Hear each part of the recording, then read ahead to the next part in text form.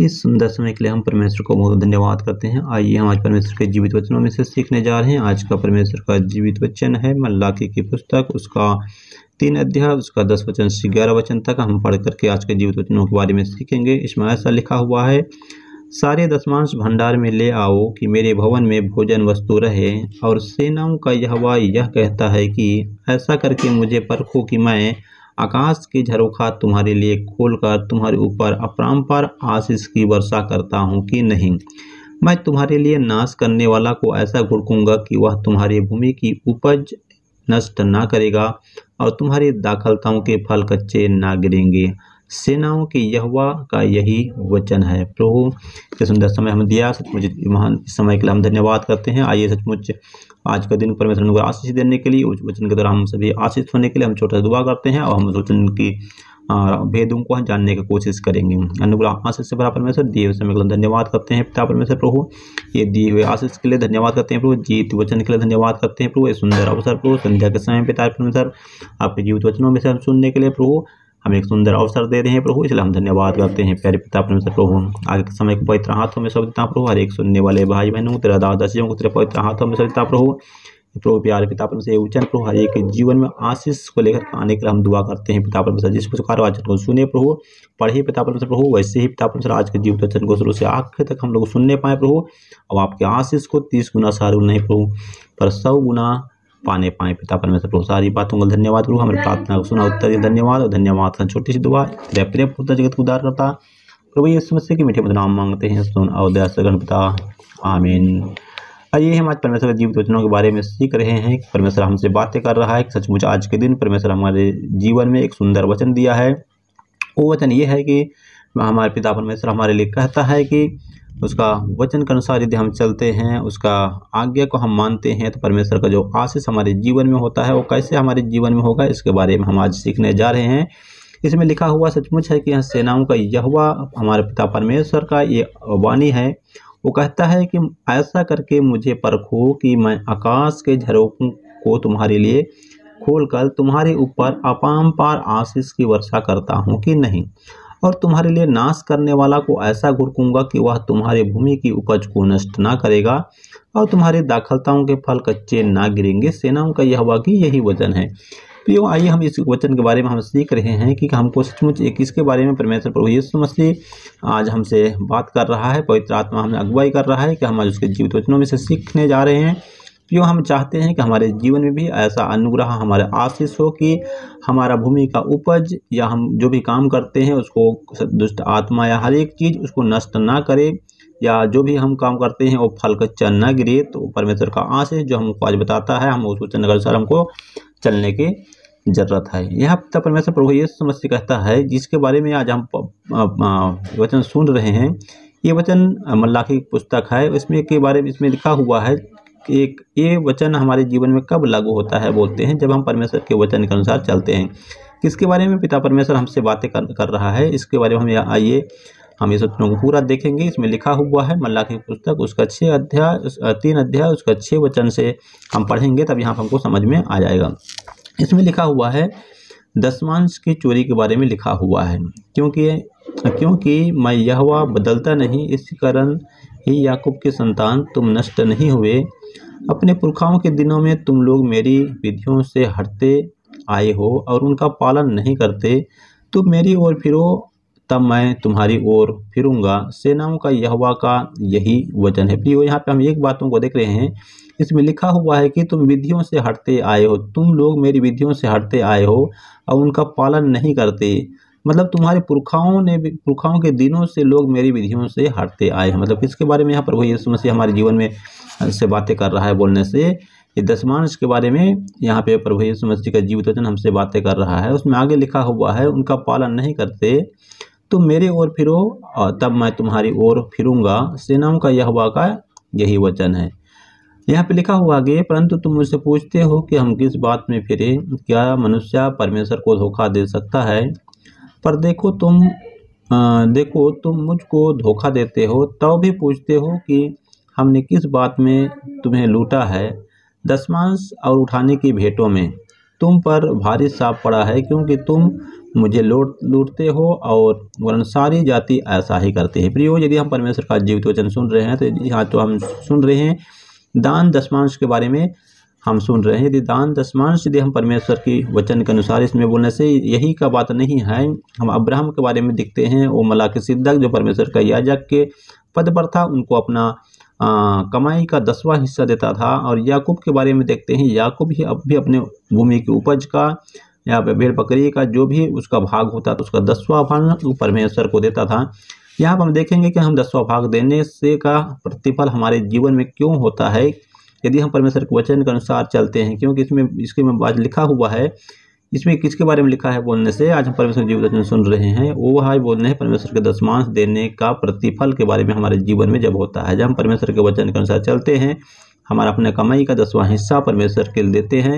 ये परमेश्वर क्या वचन में लिखा हुआ है, वचन के अनुसार यदि हम चलते हैं तो हमारे जीवन में यहाँ परमेश्वर कितना अच्छी बात लिखा हुआ है, कितना आशीष की बात लिखा हुआ है बोलने से यहाँ पे 11 वचन में हम देख रहे हैं कि मैं तुम्हारे लिए नाश करने वालों को ऐसा घुड़कूंगा कि वह तुम्हारी भूमि के उपज को नष्ट नहीं करेगा।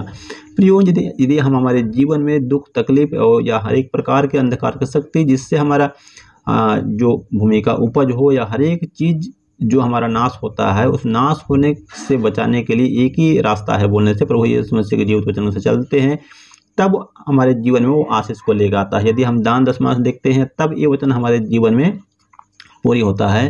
वो कितना अच्छा लिखा हुआ है। देखो, यदि हमारे जीवन में कुछ दुख तकलीफ शैतान लेकर के आ रहा है या कुछ बीमारी हमारे जीवन में आ रहा है, उस बीमारी को परमेश्वर ऐसा घुड़केगा कि वो बीमारी भी हमारे जीवन में हमारे परिवार में नहीं आएगा। तो देखो, वो आशीष हमारे जीवन में पूरी होता है। जो ये कब पूरी होगा बोलने से जब हम परमेश्वर के जीवित वचन के अनुसार चलते हैं तब।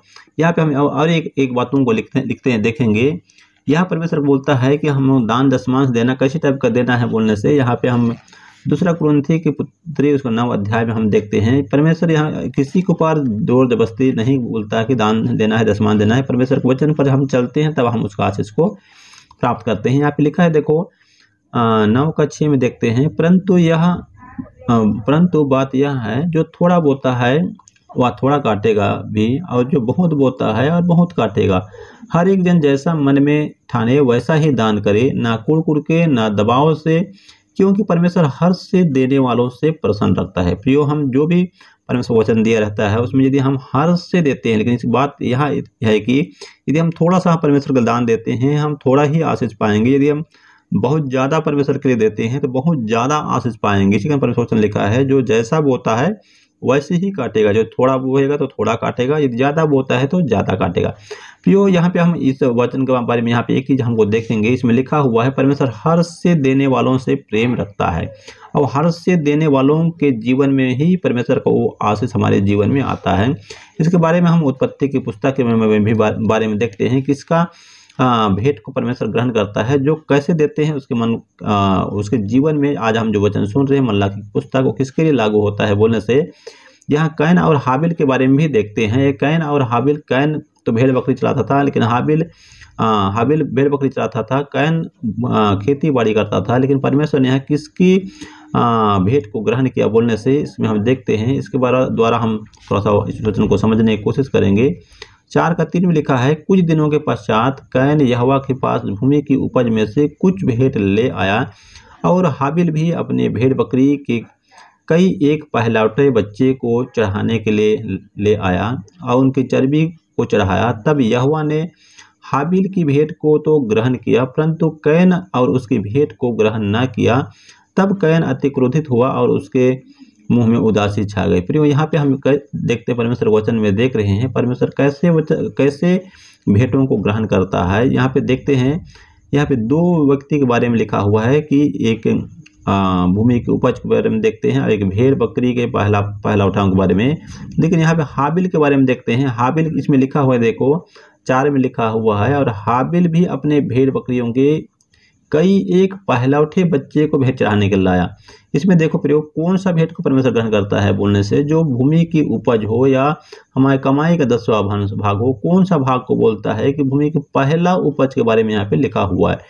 जो पहला कमाई है और उत्तम चीज, जैसे हाबिल ने अपने भेड़ बकरियों की कई एक पहलौठे को चढ़ाने के लिए परमेश्वर के पास लाया था। मतलब यहाँ पे देखेंगे यदि कैन भी तो खेती बाड़ी करता था, वो भी अपने भूमि की उपज का कुछ भाग परमेश्वर के पास लेके आया, लेकिन यहाँ पे उसका भेंट को ग्रहण नहीं किया, ऐसा परमेश्वर के वचन में लिखा हुआ है। लेकिन हाबिल का भेंट को ग्रहण किया गया। इसका मतलब ये होगा कि हाबिल जो भी अपने कमाई का था उसका एकदम उत्तम चीज, उत्तम भेंट को परमेश्वर के पास लाया था। और कैन भी लाया था, लेकिन वो जैसे हाबिल लाया था उसकी तुलना में उसके मन को परमेश्वर हमारे परखने वाला परमेश्वर है, और हमारे मन में क्या विचार ला करके हम परमेश्वर के पास लाते हैं, वो भेंट कौन सा भेंट ग्रहण किया जाता है बोलने से, जो यहाँ पे हम देखते हैं जो उदारता से परमेश्वर को जो जान देता है वो भेंट को परमेश्वर ग्रहण करता है।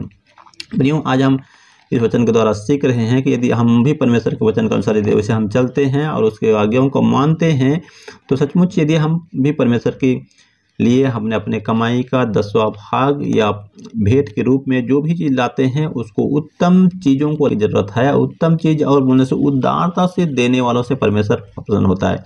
यदि हम उदारता से दान देते हैं तब यहाँ परमेश्वर का जीवित वचन हमारे जीवन में लिखा हुआ है, ये सारी आशीष हमारे जीवन में लागू होगा। इस वचन को हम और एक बार पढ़ेंगे। सचमुच है कि यदि हम आज जीवित वचन सुन रहे हैं उसके अनुसार यदि हम भी अपनी कमाई का जो भी काम हो, इसमें पुराने नियम में लिखा हुआ है, अपने भूमि की उपज के हर एक भाग, जिसमें हर एक चीज़ लिखा हुआ है, जो भी कमाई करते हैं उसका पहला भाग के बारे में लिखा हुआ है। वो खेती बाड़ी हो, पशु पक्षी हो, हर एक प्रकार के बिजनेस करते हैं, जो भी काम करते हैं, हर एक चीज़ का पहला भाग परमेश्वर के लिए देना है। ये देना ही है, जरूरी ही है, ऐसा नहीं है। यदि आप उदारता से देते हैं तब परमेश्वर उसको ग्रहण करता है, और उस ग्रहण करता है और उसकी इच्छा अनुसार हम चलते हैं तो जो आशीष हमारे जीवन में रखा हुआ है, यदि हम दान दशमांश देने वाले हैं, हमारे जीवन में दुख तकलीफ नहीं आता है, जो भी हम कमाते हैं उसका 10वां भाग परमेश्वर के लिए देते हैं, तो उस चीज़ में जो हम कमाते हैं उसमें परमेश्वर का अनुग्रह आशीष होता है। इसी कारण तो हम दुख, हमारे तकलीफ हमारे जीवन में नहीं आता है। लेकिन दुनिया में जैसे भी हम कमाते हैं वो लोग भी उसे कमाते हैं, लेकिन उनके जीवन में जितना कमाते हैं उसका यदि हम परमेश्वर के वचन से नहीं चलते हैं तो वो जो भूमि का उपज रहता है उसको कौन क्या करता है बोलने से, जो यहाँ लिखा हुआ है, तुम्हारे नाश करने वालों को ऐसा घुड़कूंगा। यदि हम परमेश्वर को भेंट यदि दशमांश भाग नहीं देते हैं तो हमारा जो भी कमाई होता है उसको नाश करने वाला हर एक चीज़ हो सकता है। वो बीमारी हो सकता है, ये दुख हो सकता है, हर एक चीज़ हो सकता है, हमारा व्यर्थ में वो पैसा जा सकता है। लेकिन परमेश्वर के लिए यदि वचन के अनुसार हम भेंट ये दशमांश भाग देते हैं तो परमेश्वर उस वचन के द्वारा हमारे जीवन में, उस अनुग्रह के द्वारा, उसका आज्ञा का पालन करने के कारण हमारे जीवन में परमेश्वर आशीष देता है, और हमारे हर एक चीज़ों में परमेश्वर आशीष करता है कि हमारे जीवन में ऐसे कभी दुख या तकलीफ या निराशा नहीं आएगा जिससे हमारे धन की या हमारी कमाई की हानि हो। इसलिए परमेश्वर का आज वचन हमको सिखाता है, हम उस वचन के अनुसार चलना चाहिए, और सचमुच उसके अनुसार चलेंगे तो हमारे लिए जो आज मल्लाकी की पुस्तक में 3 का 10 और 11 वचन हम पढ़ रहे हैं उसके द्वारा परमेश्वर हमारे जीवन में भी आशीष को देगा। परमेश्वर इस वचनों के द्वारा आप सभी को आशीष दे। आमीन, आमीन, आमीन।